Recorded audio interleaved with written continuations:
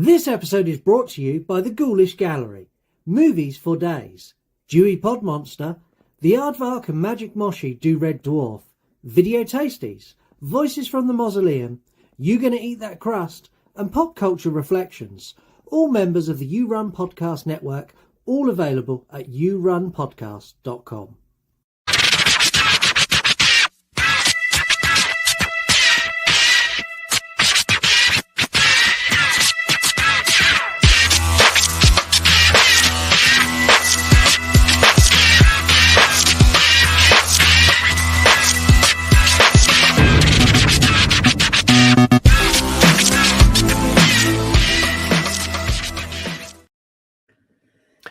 Hello, good afternoon, good evening, good whenever you're listening to us now. Welcome to the You Run Podcast True Crime, the place where you pick the cases and have your say too. My name's Scott. And I'm Heather. And we are the Heather. And we are your hosts as we take you through a month-long case of 2 episodes. Heather is slightly nervous today because Heather knows Heather and Scott may disagree on several points through today's case, but we're going to disagree, honey. We're going to disagree. It's fine. Yeah, it's okay. We are an opinionated show, which I kind of just foreshadowed there by saying we're going to disagree. We do not read from a script. We give you the facts of the case, and then we discuss them in an open way. Some cases we cover are hard to work through, and obviously cover themes like murder, sexual assault, cannibalism, pretty much everything you would expect when you see true crime in the title of a podcast. Very true. Yeah, we also don't shy away from more recent cases. We just covered the Uvalde school shooting in our last case, which was tragic, and it led us on to conversations about gun control and things like that. So we decided we would poll some more modern and potentially less stressful cases. It didn't pan out that way. This case I found so stressful. For those of you who don't already know, it's something that quite often gets lost in translation.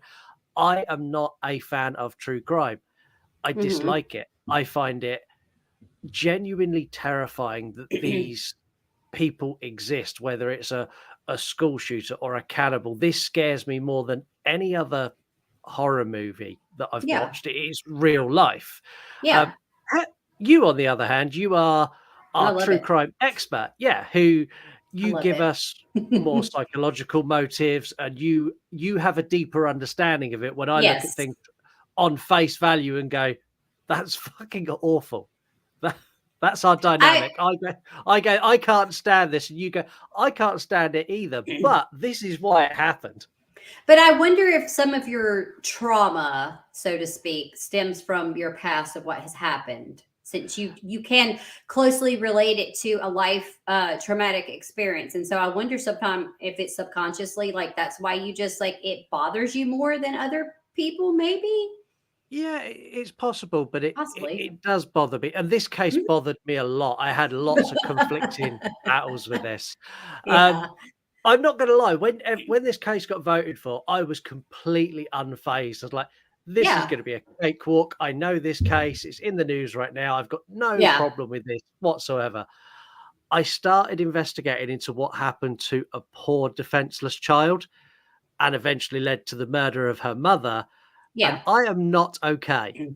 I am really not okay. You're not supposed to be. Very true.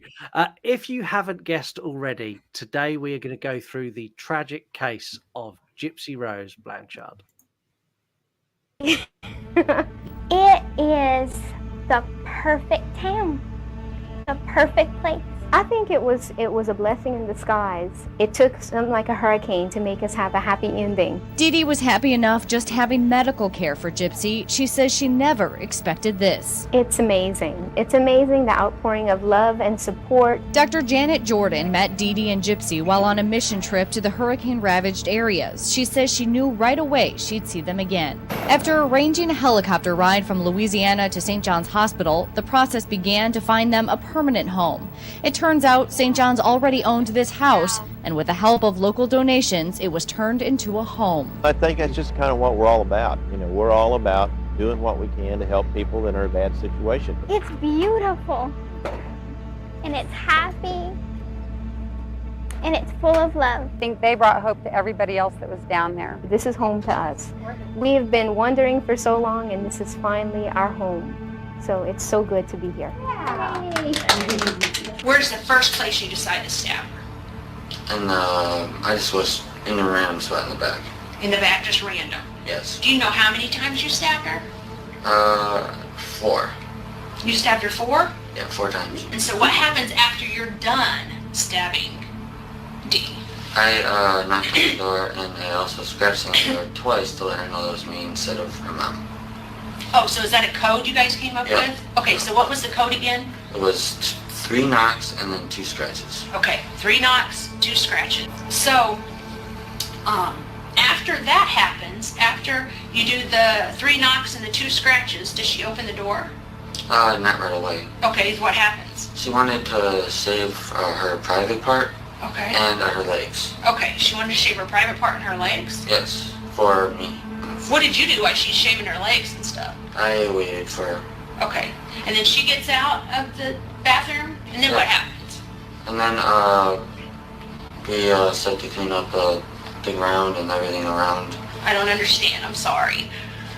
Like anything that had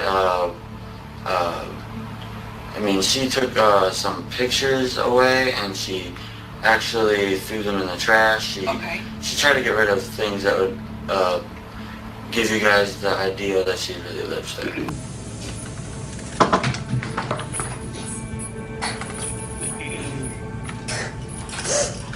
State of Wisconsin versus Gypsy Blanchard, case number 15 CF755, assigned to Judge Bory. Individual is alleged to have conspired with Nicholas Godejohn and asked him to stab her mother to death so that they could be together, and stole money from her deceased mother's safe and fled the state of Missouri, coming to the state of Wisconsin. She has no known ties to the state of Wisconsin other than her relationship with Mr. Godejohn. At this point in time, she's looking, just as Mr. Godejohn is, at 2 felony charges, most significantly one being first-degree murder, where the penalty is life imprisonment or death. So given those factors, the state does believe she is a substantial flight risk and would ask that the court impose the same bail that Mr. Godejohn got of $1 million, with conditions not to contact Mr. Godejohn and not to leave the state of Wisconsin.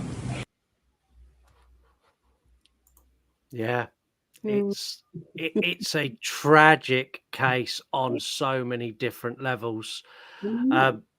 It's more than big enough to fill 2 episodes, and to try and work out how to break it down, what I wanted to do is give the facts and not the dramatized version that 99% of people have seen, because there are lots of things in that are elaborated and falsified to make it more of a drama. Gypsy Rose's life was awful, but as was the brutal premeditated murder of her mother. And in this episode, we're going to go from right at the beginning, right through Gypsy's childhood, all the way up to the murder and to the sentencing. And then when we come back for extended cut, you and me are going to row big time, because we're going to do from the sentencing through to the day we record. Current, right? Current, Until current. Yeah. Okay. But we're going to split it like that, because this episode is very much factual, what happened. The next episode is going to be about what happened while she was in prison, and then her appeals and getting out. And that when we get to the bit where she gets out, it becomes much more opinion based as opposed to fact based. So we've got a fact based episode and an opinionated episode. We're going to kick things off with Dee Dee, who's Claudine. Is it Claudine or Claudine? I can't pronounce her name. It's Claudine. Claudine Blanchard, who's Gypsy's mum. She was born in 1967 in Chuck Bay, which is not far from you in Louisiana. It's about almost 5 hours away. Actually, it's southern south of me. So I think it's in the vicinity because of her accent. She's more like, it's probably closer to New Orleans. So it's more in that, like the deeper South, because her accent is very like what we call coon ass. So basically she has like that French Southern type accent. I don't know. Anyways, that's what I'm assuming because I've never heard of that. And it must be a small fucking town because I have never heard of that place. Do you know, that is insane that in one state it's a 5 hour. I can drive from the bottom of England almost to the top of England in 5 hours. No, wow. Like New Orleans is a little over 5 hours, I think. And if you can go further south, you can go to the tip, like the tip of Louisiana. I don't know how long, but yeah, anyways, it's a drive. It's a drive. Wow. She was one of 5 children. And from that, her childhood seemed fairly normal, but we don't know a lot about her childhood. This is when you get into cases like this, we don't know much about Dee Dee's childhood. We know things that happened when she got older, but her actual upbringing, I don't know if she had a bad upbringing, a good upbringing. She so didn't. I can't pass comment. No, I know a little bit. I know. She was a little spoiled. She was the favorite of the children. So there was always this kind of like, she got babied quite a bit, I would say. Okay. She tended to be the favorite, just from what I've seen and things I've read. I don't know 100% sure, but it looks like she had a kind of a privileged upbringing. Like it wasn't like it was that bad as far as the way she was treated. I don't think she was neglected, but there's some stuff with her mama. Like her mama was very similar to Dee Dee. Yeah, there are some things that I did find out. So relatives said when she was a child, she would quite often steal from other family members, but it wasn't a case of she went, I'm going to steal money from my mum or I'm going to steal money from my auntie. It was when she got told off or she didn't get her own way, she would steal petty things as revenge. She was spoiled, I think. That's what I'm saying. Like, it was like, I can do whatever I want. I won't get into trouble, right? Yeah. I'm the favorite. But her mom, I forget her mom's name. I don't know why. It was on the tip of my tongue. But her mother had some very like overprotective type qualities. I don't know if she had Munchausen, but anyway, you could see where it would evolve into. Yeah, the thing is though, it's a lot of this case of like the really early stages is very much hearsay, and that's I struggle with that. But this bit at the beginning, I can't quite get a grasp on. I don't know how Dee Dee developed to become. How she developed the mental illness she had, because it's such a wild mental illness, but we'll get to that. We'll talk more about it on an extended cut too, because I want to do a little more research on it, because it is very rare what mental illness she was suffering from. It's not something that like a new mom has to worry about getting. No, it's not like postpartum depression and or anxiety, which is very, very common. It's like 90% of women get it. This is like a psychological thing. So anyways. In 1990, she met and married Rod, Rod Blanchard. And in 1991, they had their first and only child, who's Gypsy Rose. She was, do you know why she was called Gypsy Rose? Because Dee Dee liked the name Gypsy. Rod was a huge fan of Guns N' Roses. I found that fact really interesting because I like Guns N' Roses too. Can I say this? I find it extremely white trashy. Guns N' Roses, man. Come on. It goes back to the whole sort of double barrel names tend to sound a bit white trashy. I mean, I'm thinking Gypsy Rose. I'm thinking of Stevie Nicks or something, right? You know, because she has a song. But like Guns N' Roses, like no sir. They're good. I will have no bad thrown at Guns N' Roses. They're fine. But have you seen the? Is it Axl Rose? Have you seen him now? He's not in a good way now. He was in the Goonies. Just FYI. Sadly, by the time Gypsy was born, Dee Dee and Rod had split up. Rod married when he was 17 and Dee Dee was 24. And he said that he got married for the wrong reasons. Yes.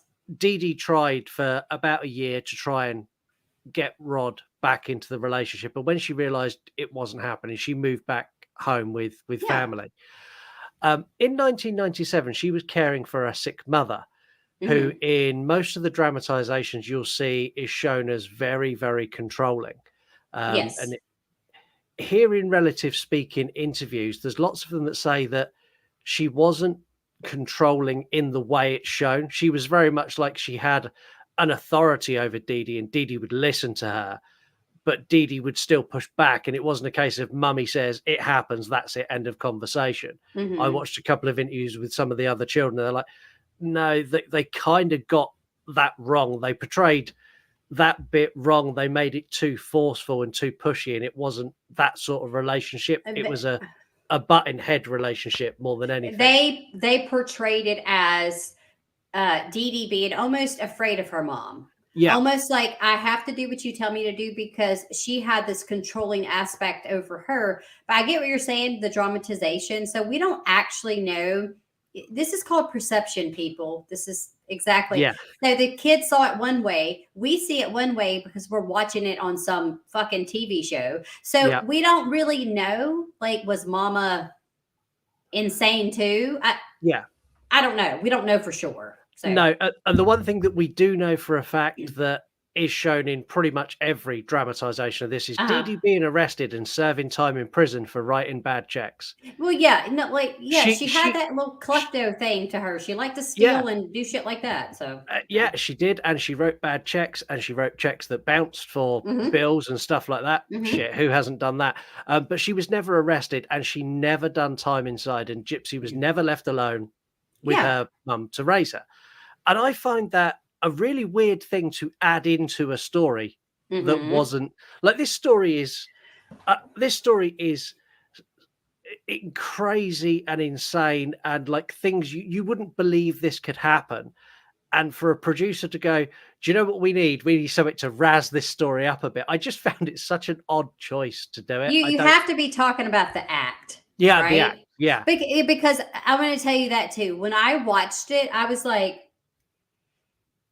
because of stuff I had read, I was like, okay, who has it right? Obviously, you're going to read these articles and you still have to fact check them because you don't know for sure. But then the movie, it's going to dramatize it. And I think it even says PSA for you people. When you watch shit like this, it usually says some things are kind of, how do you say, like, we're exaggerating. They basically put a disclaimer that goes, some of this we made up because it sounded better.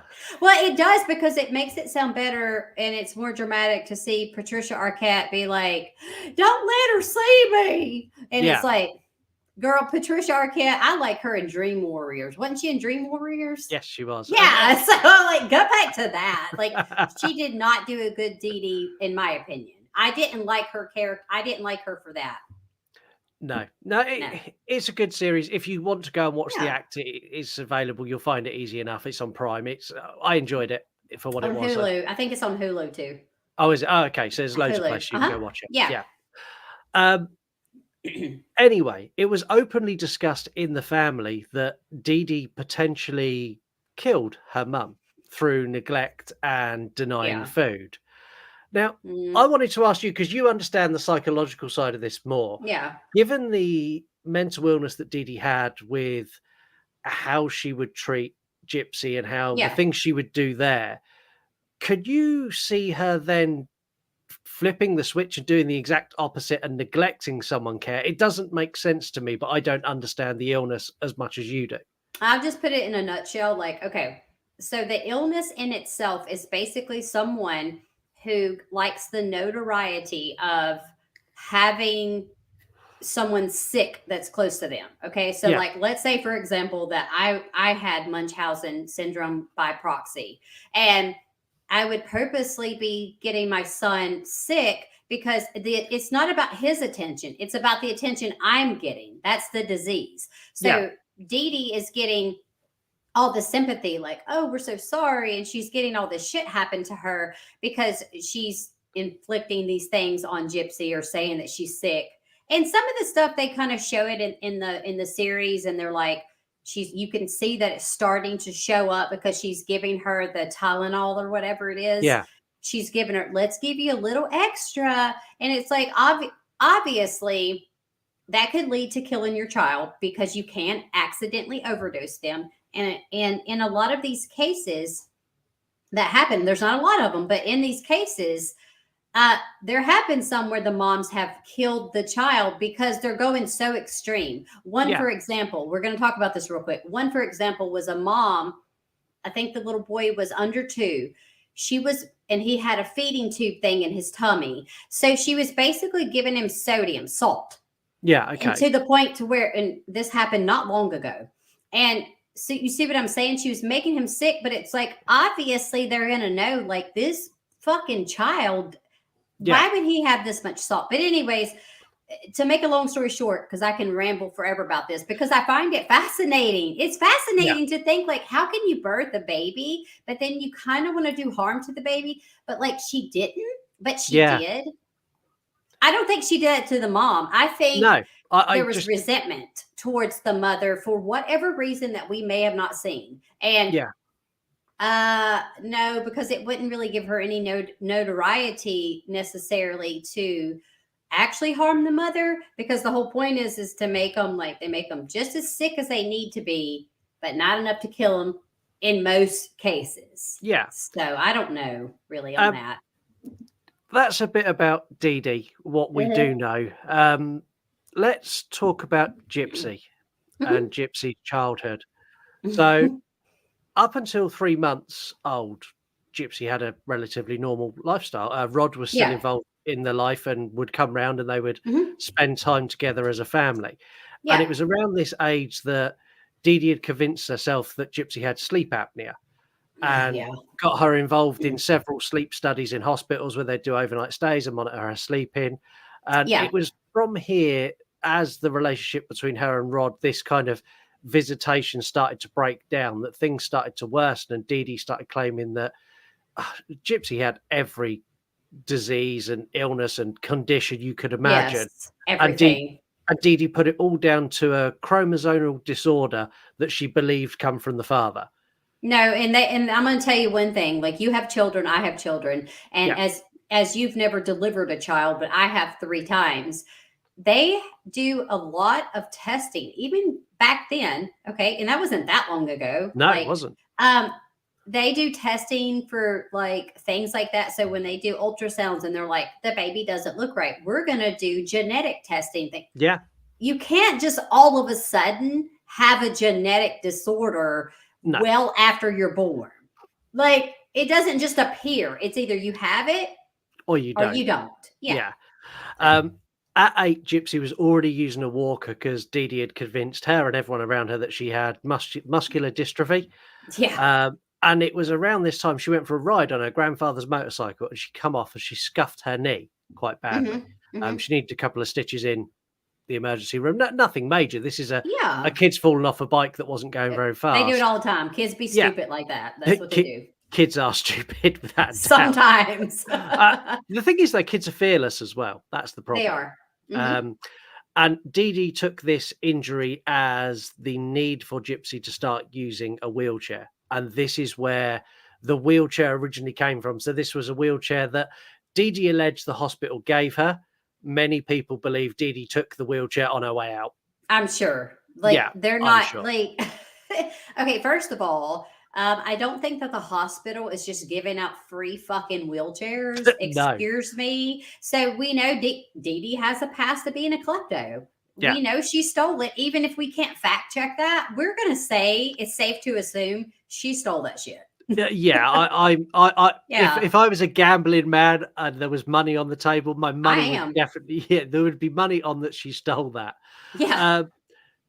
Dee Dee stopped Gypsy going to school from around 2nd grade, so at the end of kindergarten, 2nd grade, at some point in that period, and she homeschooled her. Yes. And the reason for this was that her illness was now so bad that she couldn't attend school. But in honesty, it was to isolate Gypsy further from the world and make her more reliant on her mum's care. Yes. Dee Dee wasn't the best educated of people. And she did try to teach Gypsy, but Gypsy claims that she learned a lot of her reading from reading Harry Potter books on her own. So Dee Dee gave her the basic principles, and then she just sat and kind of self-taught. Yeah, I mean, like, what else are you supposed to do? I mean, like, obviously, what else are you supposed to do? Like, I don't know about Harry Potter, but that's like, I don't read that dorky shit, but that I just upset like at least 3 people, but just saying. Yeah, that's the clip I'm using for this episode. I don't know about that dorky shit, Harry Potter. I mean, I don't get it. Anyways, we don't have time for that, but like, No. I don't get it. Like, I'd rather watch Twilight. Sue me. I don't care. After they moved out of the family home, Dee Dee and Gypsy lived in public housing, and they were surviving on Rod's support checks. Yes. And they had public assistance as well for Gypsy's ongoing medical conditions. So the government stepped in and helped them too. Gypsy saw so many doctors. I actually went through a list of the amount she saw, and honestly, it would fill half an episode. So trust me, it was about 100, probably close to that, maybe over 100 for sure. Yeah. Her issues had now expanded, and she had problems with her hearing, her vision, and also had regular seizures. None of this was happening. She was in perfect health. Yeah, I know. This poor little girl she's being abused by a mentally ill parent. And that's where I struggle, because I want to hate Dee Dee for what she'd done. I do, but she couldn't help it. She needed help herself. Okay, breaking point for a second. I understand she did need help. Yes, she should have gotten help. The thing is, these fucking doctors that gave her this diagnosis, like, they should be held responsible too, because I'm sorry, like, did you know that now there were some that were like, this bitch is lying, like, this child's fine. But come on, you're gonna sit there and tell me that, like, they just muscular dystrophy? Like, that's not, you don't just get that. No, you don't. In 2001, Gypsy and Dee Dee attended the Special Olympics, and Gypsy was named honorary queen of the event. And it was a couple of years after this, with Hurricane Katrina hit, that their house was destroyed. They relocated to a shelter in Covington, which was set up to deal with people who had special assistance needs. And this is where Dee Dee had the perfect opportunity to create the perfect scenario she's always wanted. She told doctors that all of her medical records and her birth certificate for Gypsy had all been destroyed in the hurricane. Yeah, because she was a liar too. So obviously, the doctor of the practice helped them get airlifted out and got them out to Missouri. When they got out to Missouri, they were living in a rented home in Aurora, which is southwest Missouri. So I don't know. Right, Aurora it's not Illinois. No. Or is it Aura? I don't know. I can't. I don't know either. I'm thinking about Wayne's World, and I'm like, where the fuck is where? I don't know the world. Anyway, sorry guys. They remained there until 2008, when Habitat for Humanity stepped in. Yeah. So there was a home in Springfield that was owned by the government, and Habitat for Humanity stepped in and they helped build a ramp. They put in a jacuzzi. They renovated a lot of the inside. And this is when, like, the local community, so the local newspaper got a hold of this. It's like, there's a single mum with a severely ill child who's moving to our town. Everyone come and help. So, like, the whole town just, like, banded together and helped furnish the house. And I can't. It's so wrong, but it's wonderful that the community come together and done that. But when you know but it's a lie, it's like, oh, you bitch. You took that from someone who needed it. Y'all, I'm sorry. Like, I'm still going to be a Gypsy Rose apologist, I guess, because, like, her mama did her so damn wrong, Scott. Like, you saw the way she looked too. That's the thing. Doing that to the child made her basically not develop correctly. Yeah. Because she just didn't, like, obviously when you're not using your legs, but there's nothing wrong with your legs, you're going to get things that do happen to you, not muscular dystrophy, but just saying, it's awful. I don't like it. Over the time Dee Dee was claiming all of these things were wrong with Gypsy, Dee Dee played on the sympathies of charities and organizations. They had trips to Disney, backstage passes to concerts, in particular Miranda Lambert, and I don't know who that is. She's a country. Wait a minute. Hold on. Stop. She's a country singer that nobody gives a tartar sauce shit dick about. I don't. Okay. Well, they had loads of backstage visits with her, and there's loads of photos that Miranda had shared like at the time. Okay. So, do you listen to country music at all, or no? Like, I only like '90s country, but if I have to listen to it, I'm going Garth Brooks '90s. Like, I'm going that way. Right? Okay, if I'm going country, the most country I get is Dolly Parton, and I stop. No, but that's kind of universal. Like almost everybody loves her because she's like an angel. But what I'm saying is like I'm talking about '90s country, kind of when we were children growing up. I know you didn't grow up in the States, but anyways, Miranda Lambert is like real twangy. Like he's been cheating, like that kind of shit. Like it's right. Okay, don't listen to it. No, they also stayed in Ronald McDonald houses when they went to hospital, so they stayed in more lavish accommodation. They got free flights to medical appointments across state lines. A lot of these activities were founded by the Make-A-Wish Foundation and other charities. And again, the deceit by Dee Dee using these resources of these charities for they don't fucking need it, but there's people out there who desperately did need it, who may not have got it because they used it. Why are they using the Make-A-Wish? Isn't that like when you're going to die? Not all. Only It's not. I was only thinking it was only for terminal like children, like illnesses, right? Like, it's why not are we only for using that. this? So but Dee Dee literally preyed on all of these charities. She would write letters to all of these charities explaining how bad their life was and all the things that Gypsy was going through. And with no medical records, no one at these charities or foundations can verify what she's telling. But you would think common sense would tell you, Scott, that if you're going to use this privilege, right? Yeah. You should verify it. Why would any of these foundations be like, you know what? It's fine. We believe what you said. Like, no, I would be like, okay, because like, think about people lying all the time. It's just like a GoFundMe. People can say, oh, well, my dick fell off and like, I need a new dick or whatever. You don't understand. Like people lie on that shit. I know someone that lied about it. I'm not saying any names, but I do know someone that fibbed and basically did a GoFundMe. And they got in trouble. But like, you don't do that. No, you don't. Despite what many people have heard or what you may have seen in various different shows, Rod stayed in Gypsy's life, and they had regular telephone calls. When he called to speak to her on her 18th birthday, Dee Dee told him not to mention her age because Gypsy believed she was 14. There's lots of rumors that Dee Dee never told Gypsy who it actually was. It wasn't a case of, oh, your dad's calling. It was like, oh, this guy's on the phone. And from what I've read, most of their conversations were really generic conversations. Hi, how are you? What have you been up to? How's the weather? It wasn't sort of, oh, hi, this is Dad. I really miss you. It was like, how you doing?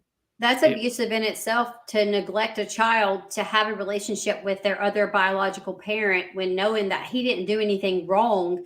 And he was actively trying to be in her life and was sending Dee Dee munties, lots of money until she turned 18. Thank you. And it's like, why would you do that? See, that goes beyond the Munchausen thing. She had mental illness, but she also wasn't that fucking stupid. Yeah. She knew what she was doing to a degree. Yeah. I mean, we've given you a brief outline of what Gypsy's sort of day-to-day life was like. Unfortunately, the abuse of Gypsy went much further than pretending she had illnesses. Yeah. It was a lot more than mentally damaging. It was physically damaging as well. So when Gypsy would be defiant, Dee Dee would use an open hand to slap her or hit her with a coat hanger. Yeah. She also made her do so many unnecessary medical procedures, from all sorts of like just general generic tests and needles and scrapings and biopsies, but also having her saliva glands removed Yeah, that just does not make a goddamn bit of sense to me. No, so like I literally don't understand. Like it was okay. It was to prevent her from choking because she salivated or whatever, like had a lot of excess of drool. Yeah, so she said that she was drooling a lot, and the doctors agreed that they would use Botox to She's stop not a fucking dog. No. She was not. No, she wasn't. So Dee Dee was giving her medication. She was putting numbing gel in her mouth to make her drool when she went to the follow-up appointments, which is why they removed them, which is just insane. I can't. I'm gonna get some Botox one day, but it ain't for that reason. No. It's it was all of these treatments that led to Gypsy's teeth being removed, and a bridge being fitted. Which you can see in all the photos of her now. She's got metal teeth round. She does, but in the act, they basically, I think they try to blame it more on her sneaking sugar because her mom said she was like deadly allergic to sugar, which I don't know if that's a thing. It could be. You can be allergic to anything. But I was like, is that a real like thing? Because basically the doctor was like, take a sip of this Coke. You're not going to die. And she's like, hell no, because my mom will kill me, whatever. But like they blamed it on that. But I'm guessing it wasn't that. It was probably the abuse and the neglect of the mouth itself. Yeah, it was. It was lots of medical procedures and lots of different drugs they were using that were causing her teeth to decay. And then the drugs would, because she had none of that. Like they took them. Yeah, took them all. She also had tubes implanted in her ears, and this was due to never-ending ear infections. Again, something that wasn't happening, but Dee Dee claimed was happening. So the doctors acted. The doctor, what did she? Was she sucking the doctor's ding dong, Scott? Well, come on. You would think that the doctors would spot this, and one of them actually did. There was. One was suspicious out of all these doctors that were like, you know what? She doesn't have cancer, but we're going to do this shit to her body. What's wrong with you? There's something. We're going to find out. There was one doctor. It was Bernardo Flasterstein. I'm going to give him props that he spotted it, and then I'm going to condemn him when I get to the end of this paragraph. Yeah, I know you are. So he became suspicious of Gypsy's condition after he ran a bout of fresh tests that all come back negative. He then requested medical records from Dee Dee, and Dee Dee went, no, they were all lost in Katrina. Yeah. He then went and contacted other doctors that had been mentioned by Dee Dee, and spoiler, her medical records hadn't been lost at all. Now, these confirmed the theory that he had that Gypsy was fine, and he was the first person to suggest the possibility of Munchausen syndrome by proxy. And as you explained earlier, this is an illness where the caregiver will make up symptoms or create symptoms to make their child appear sick. Remember, it is a mental illness, so Dee Dee couldn't help this any more than someone who suffers with schizophrenia could prevent a schizophrenic break. It is something that was part of her, and even if she wanted to stop it, she couldn't because it's an illness. No, and she needed help in herself. I understand that, but there does come a point where we have to get that dividing line of like, she did have this mental illness and she was harming her child, like could have killed Gypsy at any point, honestly. And then we have to think about the things that she was doing that does not make you have a mental illness. Like she was conniving and sneaky and a fucking liar. So we're on this kind of like this. We're on a topsy-turvy of stuff. Yeah, I mean, she was a bad woman. Mental illness aside, she was not a nice person. Yeah, no, she wasn't. Now, the doctor didn't follow up on his suspicions. And the reason he didn't is because higher up doctors within his hospital told him to treat these as the golden patients and treat them with kids' gloves. And because his possible diagnosis of Dee Dee was so rare and they were so convincing, he genuinely didn't think any medical board would believe him. What is wrong with this guy? Something, I swear to you, like you won't be able to find this online, but like something is fishy with everything. It's never sit right with me to think that out of all these doctors, you have the one who has a suspicion, and he's basically like, this bitch has this Munchausen. Nobody did anything about it. I just don't understand how in a medical community they could allow these things to happen to a little girl. No. And how they could keep doing these things to her. And like in the back of their head, like when you go to a doctor and it makes you scared to go to a fucking doctor to think like you're going to get whatever checked. And they're like, would they lie to you and say that you have something that you don't? You know what I mean? Like it's scary. You're supposed to, we put our faith and trust into the medical system because when we don't feel well, we have to turn to them to make us feel better. Yeah, and they take an oath to do no harm. And so many doctors done harm in this case. So many. Hundreds, if let's just say at least 100 doctors have done harm. Yeah, they have 100% have.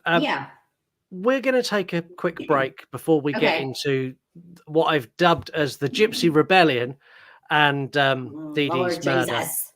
So let's take a quick break.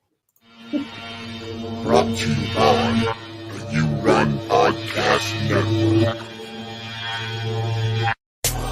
Welcome to the podcast. And then the kids from the 80s win it all. Woo! No, because now I don't want you to finish it because you're like, you were wrong. You're an asshole. You're a fucking idiot.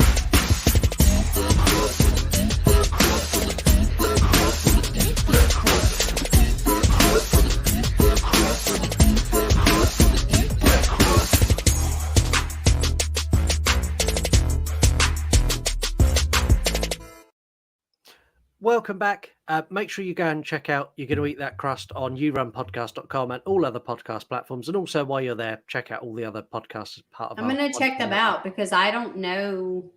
I should know. I'm awful. Like, I'm a snob. I literally don't listen to so many different podcasts because I'm just like, it's no offense, guys. Like, whatever. It's not that. It's not that I hate you. It's literally like, I have it set to listen to these. I'm like, all right, I'm gonna make a list of like 5 I need to check out. And then I'll get distracted and then mental health things. I think I just listen to the same podcast over because it's like comforting. So go and check out some of the network podcasts on there and some of the YouTube channels. We've got some great people on there. Where were we? Oh yes, Teenage Rebellion. Gypsy was getting older, and like all teenagers, which I'm sure me and Heather will attest to, they reach a point where there's a crossroads and you don't want them to stop them being your little baby anymore, and they now want to be a grown-up and do grown-ass shit. I mean, I have one at least that's grown up now, almost 21 next month. And then I have 2 others that are in that, 12, 13 year age range where they're boys. So it's a little different with girls versus boys. But nonetheless, teenagers are mean as fuck. Yeah. From the age of 12 to 14. So mean. I cried, Scott. My daughter was so mean to me. She abused me. Like, seriously. Yeah. Anyone who's got kids who are 10 or 11, enjoy the next 2 years because that's all you've got. And then from 12 to 15 or 14, it's horrific. I will say boys don't tend to be as mean. Like, at least in my experience, my boys are very sweet. They're very nice mannered. But my daughter, like, I love her. She's cool as fuck now. Like, she was going through some shit, and I was like, I'm sorry. Anyways. Well, for this, it was Gypsy was pushing her mum to let her do things, and her mum started to give a little bit as well. And they would go to science fiction and comic book conventions and things like that. And it was at one of these conventions that Gypsy disappeared. It's now believed that it was actually an escape attempt, which it wasn't at the time. She was found in a man's hotel room by Dee Dee, who showed him Gypsy's fake birth certificate because she'd now reached the point where she had fake documents showing that Gypsy was only 14, and basically said to the guy, if you ever contact her again, I'll call the police. When they got back from this convention, Dee Dee destroyed Gypsy's laptop and her mobile phone with a hammer and tied her to the bed. She told Gypsy if she ever done anything like this again, the next time she'd use the hammer on her hands. And she was kept in restraints for 2 whole weeks. That's insane. So the movie kind of got some of it right. I think that they do that. That's what happens. Is like they'll put one part, and you're like, well, if this part is true, why isn't the other part true? But dramatization, edit, add extra time. But that whole subplot thing in the movie, though, I know we're not talking about that, but like her meeting that guy, Scott, was his name Scott? I think his it was name Scott. was. Yeah. I was like, dude, why were you gonna fuck her anyways? And I'm not being mean. Like, I'm sorry, but like, come on. He was a pedo. He was a pedo. Yeah, and I'm assuming this guy who took Dee Dee back to He was a pedo. 100%. Like, yeah. It was at this time that Dee Dee told Gypsy that she'd applied to the court to get full power of attorney and control over Gypsy because she deemed that Gypsy was not mentally capable of making her own decisions because of the decisions she made at the convention. Yes. This led to a lesser-known escape attempt by Gypsy that doesn't hit hardly any news sites, doesn't hit hardly any, like if you go searching for this, there's only a few news reports of this. Gypsy had enough and she decided she was going to leave. She picked up a BB gun and she shot Dee Dee 10 times in an attempt to leave the house before being overpowered, dragged back to the bedroom and restrained. She should have shot her in that perm. It was a bad perm. It was pretty bad. So after Gypsy had tried twice and failed twice, it led to a silent rebellion with Gypsy getting up late in the night, using her mum's computer to talk to people on Facebook on one of the 5 accounts she had. She was also on various dating sites as well. And Christian dating sites, I believe, was one of the where she met Nick. Christian Mingle.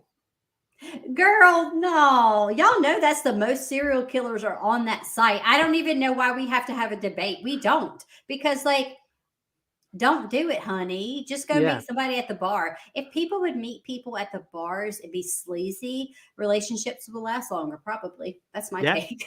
I agree. Yes. This is where she met Nicholas Godejohn. The relationship developed over a period of months and it became sexual in a virtual way, which their encounters often contained BDSM content.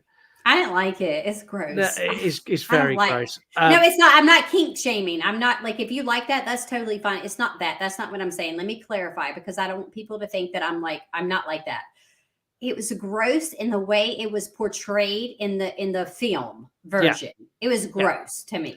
Yeah, the thing is, I think that kind of online, like BDSM, like if you're going to do a bit of spanking or a bit of tying up or whatever it is in the BDSM world you like, that kind of works if you're with the person. I think that's why I found it cringy because it was like it's a bit different. Yeah. Gypsy claims that these were his fantasies, not hers, and she was just fulfilling that itch for him. We don't know. Nicholas had a criminal record for indecent exposure. And this is related to an incident where he was arrested for masturbating for 7 hours to porn in a fast food restaurant. Excuse me, sir. 7 hours? Yeah. He's a stallion. Like consistent? No, sir. No, apparently he was in there for 7 hours and then he would masturbate to porn. He was taking a popcorn break. Please tell me he was taking a Coke and a popcorn break. Yeah. Because let me tell you something. Popcorn at the movies is fire, but I ain't masturbating over it. Like, no. Yeah. He had a myriad of his own issues. I think he was autistic. So we need to put that in the forefront. I believe he was autistic or he had some form of autism. Yes. He did. Again, that is a whole different thing. We'll talk more about that in an extended cut because I want to talk about that some, but not right now. But that would make sense why he didn't have the social cue to be like, this isn't right. You don't masturbate. You're not Pee Wee Herman. Get out of here. Yeah, you don't bash one out in Burger King. That's not how it works. No, don't do that. In March 2015, Gypsy and Nicholas conspired to create an accidental meeting where she would introduce him. They would bump into each other and then Mum would meet him think he's great, and then this relationship would move forward. And it was done at a cinema where Gypsy and her mum were going in full costume to watch Cinderella. Gypsy paid for his travel, paid for his ticket, and it didn't quite pan out. So Nicholas states that the two met in the disabled toilet and had sex. Gypsy disputes this fact and says that he couldn't get an erection, even though she wanted to. It's making me sick. I'm going to have indigestion. The introduction to Dee Dee was also a failure because of her overprotective nature of Gypsy. She's not letting anyone talk to Gypsy. This she was very, very obviously that's part of the condition. Like keep her away, because if she talks too much, she might say the wrong thing. She's going to drop her. Yeah, she's going to drop me in the shit if she talks to someone for more than a minute. Exactly. From here, we know the two of them planned Dee Dee's murder. And together with Gypsy leading the way and asking for Nicholas to commit the act because she didn't think she could do it herself. And it was in June 2015 where they put their plan into motion. Nicholas arrived at the home. Dee Dee had already been gone to bed and gone to sleep. When he arrived, Gypsy let him in. She armed him with a knife, duct tape, and gloves. She then hid in the bathroom so she didn't have to hear her mother scream. She hid in the bathroom with her fingers in her ear. Nicholas stabbed Dee Dee 17 times. Afterwards, Nicholas claims that Gypsy and him had sex, and she performed oral sex.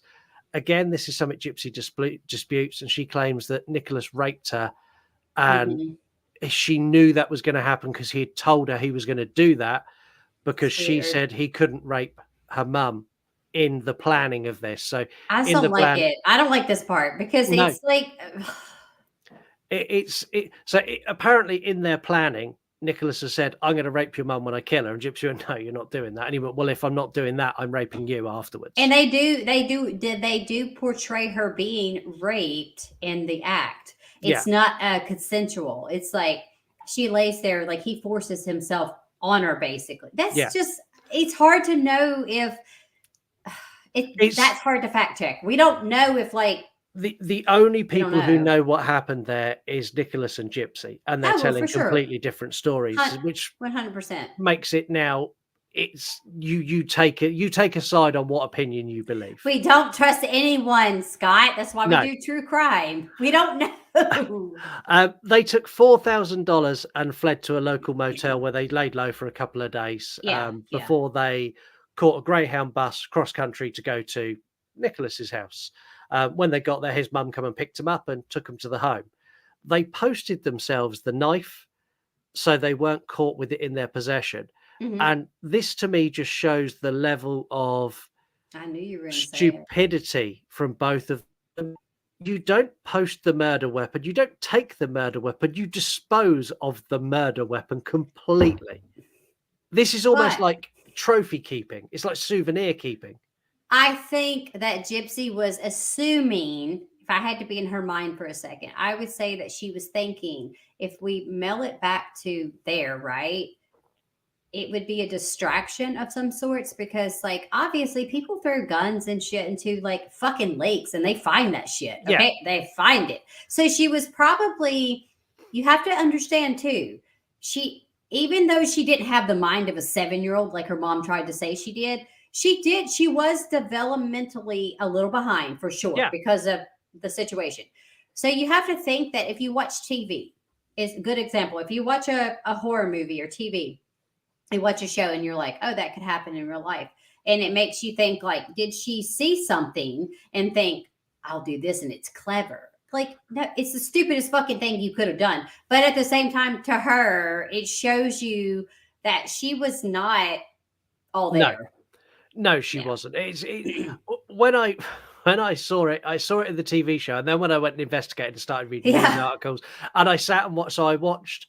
So Gypsy's full interview with the police and Nicholas Beaujon's are available. You can find them quite easily. Yeah. I've watched both of them. Yeah. It's like 9 hours worth of interview. It's a lot of shit. So I just like, okay, let me get to the part I need to know. No, see, I watched them in full because I wanted to hear, like, when Nicholas was trying to explain his side of the story and the detectives kind of going back and asking him stuff that she asked him 10 minutes ago. he does not have a fucking clue what he said. No, 10 minutes because ago. I think that had to do with the fact that with his level of autism, because you can be like, here's the spectrum, right? Yeah. My hands are out. That's the thing. You can be highly functionable and be autistic, or be on the spectrum, or you can be so severe to where it's noticeable. I think he was just like a little further down, but like he's still functionable, but like his mind was not. You couldn't rationalize with him because he wasn't able to give. I think he was lying on the cuff, right? Yeah, and I think he was making shit up as he goes. And on the flip side of that, in Gypsy's interview, she is very, she knows what she's saying all of the time, and when they bring her back to something she said 3.5 hours ago, she still has the same answer. And I don't know. I'm going to be honest with you now. I don't know if that's because she's telling the truth, or because she's been trained to lie for her entire life and she's just a fucking good liar. I can't tell what it is. But you cannot sit here and tell me that you can blame her for being sort of a fucking liar, right? No, and I do not blame her for because her mom would basically be like, let me pinch you, like, don't lie. Yeah. Her mom made her lie all the time. So I think by nature, Scott, she probably was extremely good at lying because it was the way she was brought up. It doesn't make it right. I will say that. It's not okay.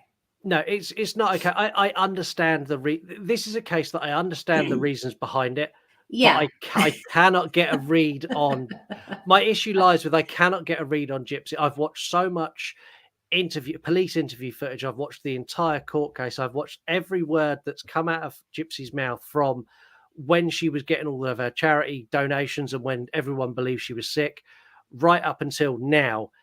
And I still can't get a read on what's real and what's not. Do you know that I still see, like, when I watch her shit on Instagram and things like that, as soon as she was released, and then she's married to the Ryan guy who looks like Peter Griffin from Family Guy. We're all thinking it. Yeah. And so I'm still seeing that little girl that's like, oh, hey, I'm out here. My name's Gypsy Rose. I'm out here living my best life. Nobody can hold me down. Like, literally, that's her. I think what it is like she spent her time in jail. She did her time. And it's like being out in the real world. It's a little scary for someone that maybe is not mentally all the way. What is she, almost 30? I think she's almost 30, like around that age. 20. So that's in my notes for next time, not for this time. Yeah. Well, anyways, just saying, she's not going to act like a normal adult because she's never been in a normal situation. So I think for her, she's just like, look at me. Like, I'm out. I'd probably be acting kind of crazy too if I was out. Like, the thing is, like, the stupidity with like the murder weapon, that's not where their stupidity ended. It got so much like there's a point where you go like, I'm reading it and I'm listening to them tell me in the interviews, I'm like, what in God's name possessed you to do that? So they start posting on Dee Dee's Facebook, and they post things like that bitch is dead is one of the ones that's like something like a child would do that doesn't have any kind of like understand repercussions of being in trouble. Like, why did you do that? I don't get it, but it led the neighbors to go and investigate, and they found Dee Dee's body, and then the police got involved, and then there was this widespread panic because all of Gypsy's medication and her wheelchairs were there, and the world lost their mind that this poor girl's mum had been attacked, and then maybe she's been kidnapped, and she can't survive without her medication. The police traced the IP address to Nicholas's house, to that Facebook where the Facebook post came from, and they stormed the house and they arrested Nicholas, but they didn't arrest Gypsy at first. Gypsy was like, "Oh, it's fine. You're here. You're safe." Until they realized that she could walk, and they arrested her on the spot. As soon as she stood up, they went, "What the fuck? Right? Okay, we're going to put some cuffs on you because we don't know what's going on." In the interviews, so they were arrested. They were charged with criminal action, concealed weapons, and murder as well. In the interviews, the truth of all of what Gypsy had been through all come to light. And if you do take the time to watch Gypsy's police interview, her explaining the things that happened in her life, honestly, is heartbreaking. It's heartbreaking. It was so unnecessary. And mental illness or not, like, I think the biggest thing to take from this, even though we haven't done an extended cut yet, the biggest thing to take from this episode, when you listen, is that people have mental illnesses, whether it be severe, not as bad, whatever, but there's always resources of some sort to get some help. Just try to get some help. Like, my thing is, like, I've been to therapy. I've done it before. I don't have a mental illness like that, but I suffer with anxiety, and I've had to, an OCD. I've had to go to therapy. But my thing is, like, it's such a tragic case for no fucking reason. Yeah. Like, if somebody could have helped Dee Dee, if she would have been self-aware to know, and then that could have been helped, Gypsy would have grown up totally different. We would not be having this conversation right now, obviously. No, exactly. The thing is, I think Dee Dee must have been aware. You can't do these things to your child and not be on some level aware of, even if you're not aware of what you're doing to your child, you're aware that you are then defrauding charities. You are aware you're taking money there's doing so many things. Yes. Yeah. The Greene County Sheriff at the press conference said that things are not always as they appear. And then it was shortly after this that the news broke that it was all a big scam. And there was a mixed response from the community. There was shock, there was sympathy, and there was anger. But the anger was aimed at Dee Dee and at Nicholas Godejohn. And the love and well wishes and overall sort of attention and sympathy for Gypsy Rose flooded in. And blame was shifted quite quickly away from her because she is a victim who's fought back. And it was the court of public opinion that helped prosecutors not pursue the death penalty for either Nicholas Godejohn or Gypsy. Well, I think because they both had some sort of cognitive issue. Yeah. And you know what I mean? So, like, would we really want to put them on death? Like, it's wrong what they did. She should have not conspired to kill her mother. Yeah, try to run away, try to go to the police. I understand being scared. I don't understand that situation, but, like, I can understand to an aspect. But, like, it just shows you that some people just don't think they have an option. And that was her option, to kill her mother. Yeah, and if she had taken the other option, which was to be at a public event and get up and walk over to a police officer and go, there is nothing wrong with me. Exactly. My mum is crazy. This turns out completely different. For Nicholas, they went for life imprisonment. He then got an additional 25 years for criminal action, which is the act of going on the run and sending the Facebook posts and all that. He's in jail for a very long time. Yeah. And he's young, but he's in jail for a long time.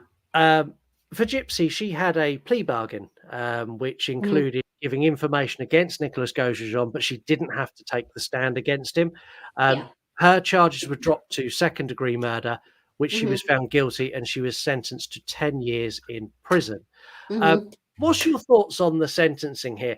Like, should Gypsy have been charged with murder one, the same as Nicholas Godejohn? Because she conspired, she orchestrated that murder. And I'm going to use this example, and we've spoken about it, and I know you're going to lose, but make me mad. It's the same as Charles Manson. She didn't do anything, but she orchestrated everything that happened. Very different circumstances, but it is the same crime. Okay, so I'm just going to say this. When we are trying to compare Gypsy Rose to, I get what you're saying, your kind of analogy of like Charles Manson. Yeah, I mean, he did some shitty stuff. Obviously, he didn't actually kill anybody. I think he hurt some people, cut some fingers off. He did some shit like that. But I'm not trying to compare the two. I'm not comparing the two in their crimes because they are worlds apart. But I know you're not. In the conspiracy to murder, I kind of see it as they've done exactly the same thing. They told someone. You see it as a mastermind. You're seeing it as a mastermind plan, sort of like Charles Manson. Yeah. And in a culty, not hers not being in a culty way, but his being in much a culty way.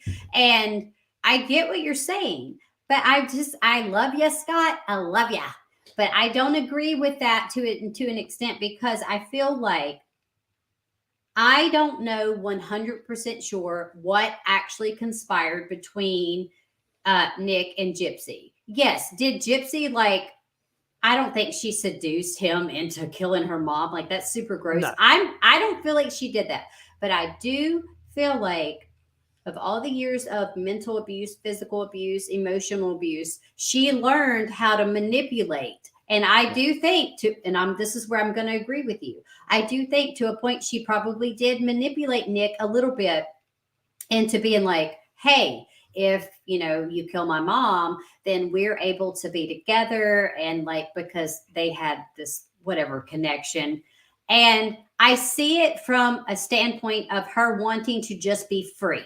And you guys have to understand that she wanted to be free. And if you were in that position, how can we know that we wouldn't kill our perpetrator that is keeping us, right? We don't know. No, I wouldn't want to. We don't. But do you think a 10-year prison sentence was enough for the crime she committed? I think that a 10-year prison sentence was enough for Gypsy. And the reason why is because I know that even though she sort of conspired this to happen, she did not physically do it. And I feel like she kind of feels like bad. I feel like I've seen her interviewing and being like, I did love my mom, but wouldn't you hate your parent, right? Oh yeah. You would be like, it's innate to love your parents and you love your mom, but her mom, look, she basically put her in her own fucking deathbed. Every day, this little girl who looked like this, she did not have to look like that. She destroyed her life. Yeah. I agree with you. I just don't. I think she did her time. I don't know what happened to her when she went to jail and what she did in jail. They have all kinds of shit you can do in jail, right? Yeah, we'll find out all about that. I knew it. So this is where we're going to call a draw to this because I think everyone can see where this conversation. We're gonna, y'all. I've had a little wine and I'm ready to argue with fucking Scott. So which is why we're calling it a day here. We will be back on the 15th of February with part 2, where we're going to talk about the relationships that Gypsy had in prison. There were multiple men that she had relationships with. We're going to talk about the documentaries, the appeals that went on during her process of trying to get released. We're going to talk about what Gypsy and what Nicholas is doing now. Me and Heather see the case from this point on in a very, very different light. We do, and I'm going to try not to verbally abuse you, but I don't know for sure if it's going to happen. But I'm going to be really nice because you're my pal. So I'm going to be nice. But look, we can agree to disagree. It's totally fine. That's why we do the show. 100%. And I want to say now, before anyone already comes at me, before I've opened my mouth about my opinions, don't come at my friend. I am not going to be attacking Gypsy Rose, but I'm going to share. Yeah, the lens that I see this through and I see, and Heather's going to do the same. And then, hey, fuck, you'll make your own mind up. That's how the world works. Well, and this is how the show works. It is. We put facts in there because we want to be accurate, but we also are so opinionated that it's going to be a lot of back and forth because we don't know for sure. This is the thing. It doesn't matter what testimony. We still don't 100% know how Nick or Gypsy felt during the process of all this. We don't know. No. Maybe we can interview Gypsy Rose. I wish. Message her. I did reach out to Gypsy. I reached out to various members of the Gypsy. I'm going to send her a message. Maybe if I send her a message, maybe she's more receptive to females. I don't know. Maybe. Who knows? A huge thank you for listening or watching. If you are watching, make sure you hit the subscribe button and the little notification. Hit subscribe. And also, I'm sorry that I keep looking at myself, but I wore my hair down today and I was like, it's so fucking greasy. It's never going to stop, you guys. I'm still going to look at myself. I don't care what platform we're on. If anyone does watch on YouTube, it is very much like my co-host is a little bit like a budgie. You know when you put a budgie in front of a mirror and that's me. I can't help it. I can't help it. Anyways, go ahead. leave a review, comment, Leave a review. do all those good, wonderful things. I'm handing over to Heather now to sign us off because Okay, I've just got an image of Heather being a budgie now in a mirror, just going. I don't know what that means. What does that mean? Have you never seen the little birds that we get them in this country? They're called budgies, and people keep them as pets. And when you put a budgie in front of a mirror, it sees itself, but It mimics. it thinks it's another bird, so it moves, and the other one moves, and it goes like this. I mean, if you're just calling me a bird, it's literally a compliment. Thank you. You're welcome. But anyways, guys, in all seriousness, we have so much to discuss for Extended Cut that, like, stick around because it's going to get wild. And I am probably going to say a lot of cuss words, but it's just my style. But until next time, you guys, we want you to stay safe, stay spooky, and see you guys soon. Bye. Bye. See you all later.